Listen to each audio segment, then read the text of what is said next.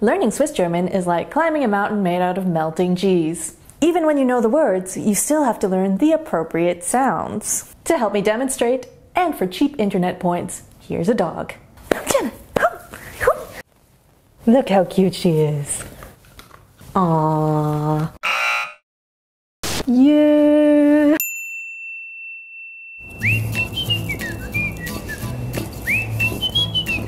No. Pui.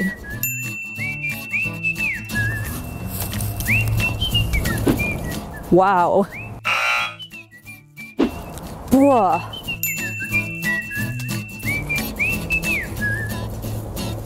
No.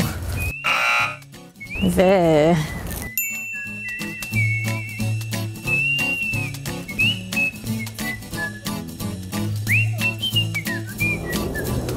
Meh.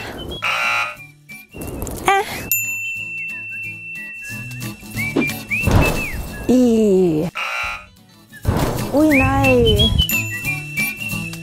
Danke, Jenna. Danke.